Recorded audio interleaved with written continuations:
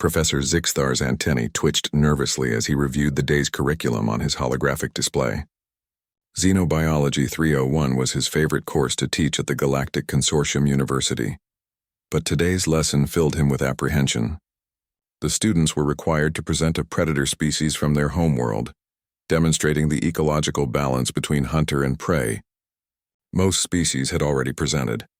The Valorians brought holographic recordings of their cliff-dwelling ambush hunters. The Threen displayed preserved specimens of their oceanic pursuit predators, safely contained in stasis fields. Even the normally timid Plixians managed to show neural scans of their world's pack hunters, though they refused to be in the same room as the actual creatures. Then there was the human.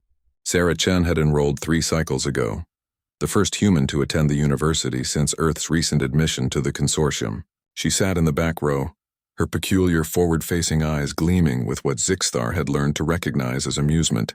When he announced the assignment 2 rotations prior, she had smiled in that unsettling way humans did, showing her omnivorous teeth. "Professor," she had said, "I'll need permission to bring living specimens to class." Every student in the amphitheater had frozen. Living specimens.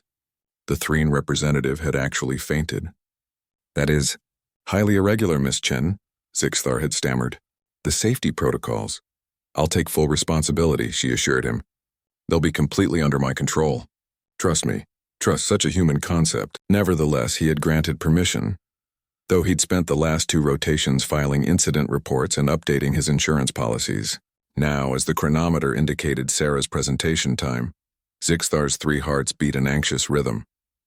The door to the amphitheater slid open, and audible gasps rippled through the assembled students.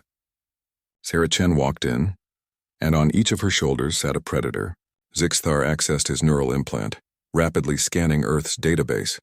Canis lupus familiaris, domesticated wolf descendants, apex pack hunters, bite force of 320 pounds per square inch, descended from animals that once hunted megafauna across frozen wastelands. The creatures were small juveniles perhaps, but their nature was unmistakable. Sharp teeth visible in slightly open mouths, claws that clicked against Sarah's protective clothing, eyes that tracked every movement in the room with predatory focus. "Everyone meet Thor and Loki," Sarah announced cheerfully, apparently oblivious to the fear radiating from her classmates. They're 8-week-old German shepherd puppies. One of the creatures, Thor perhaps, yawned, displaying a pink tongue and needle-sharp teeth. A Valorian student squeaked and dove under their desk. The assignment was to present a predator species from our homeworld and explain their role in the ecosystem.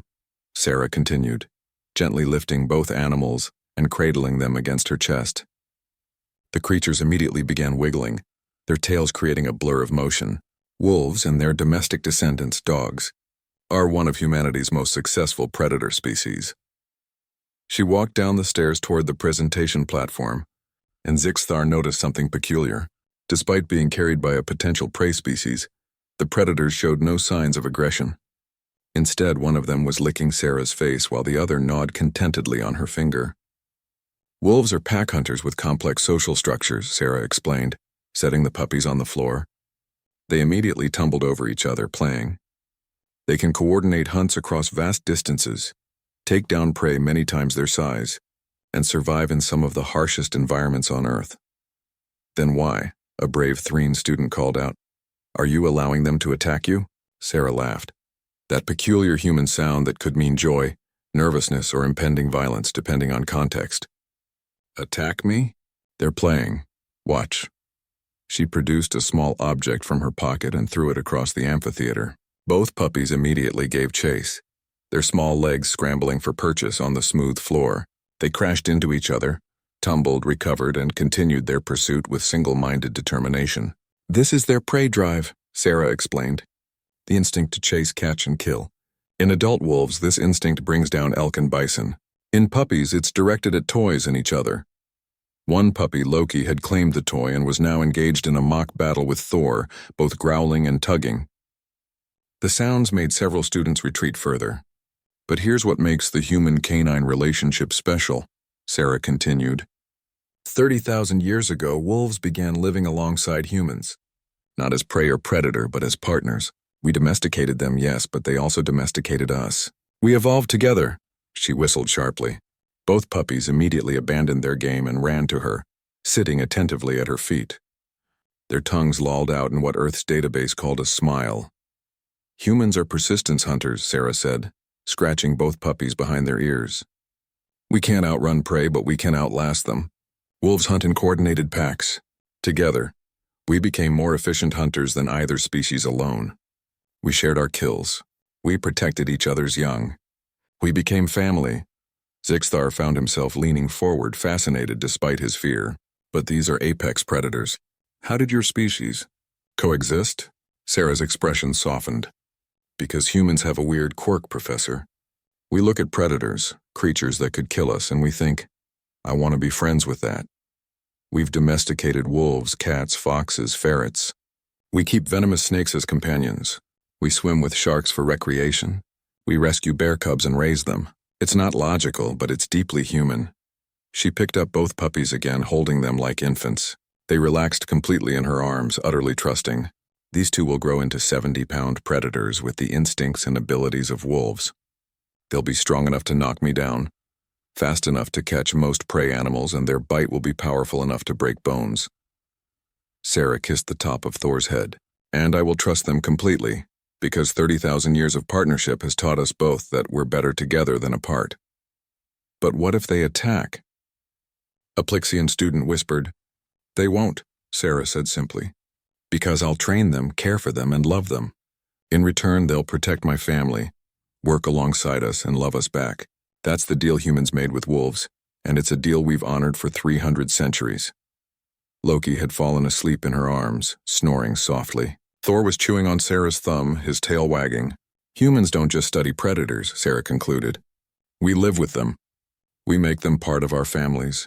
We look at the most dangerous creatures on our planet and see potential friends. It's foolish, maybe, but it's also why Earth has so many domestic species. We don't fear the predator in the other. We recognize the predator in ourselves and offer kinship instead. The amphitheater was silent for a long moment. Then hesitantly, a Valorian student raised a manipulator appendage. May I touch one? Sarah's face split into a brilliant smile. Of course. They love meeting new people. As the class tentatively gathered around to meet the predators who responded to attention with enthusiastic tail wags and attempts to lick everyone, Professor Zixthar updated his notes on human psychology. Humanity, he wrote, does not conquer predators through strength or technology, but through an inexplicable ability to form bonds with the deadliest creatures on their planet. This may explain their rapid adaptation to consortium society. They see potential allies everywhere, even in those who should be enemies. Thor had somehow climbed onto a Threen student's head and was happily perched there like a fuzzy, predatory hat. The Threen was trembling but also smiling. Zixthar added one final note. Humans are perhaps the most dangerous predator of all, not because of their hunting ability, but because they can turn other predators into friends. We should be very grateful they prefer cooperation to conquest. In the back of the amphitheater, Sarah Chen watched her classmates fall in love with her puppies and smiled. Making friends had always been humanity's greatest talent,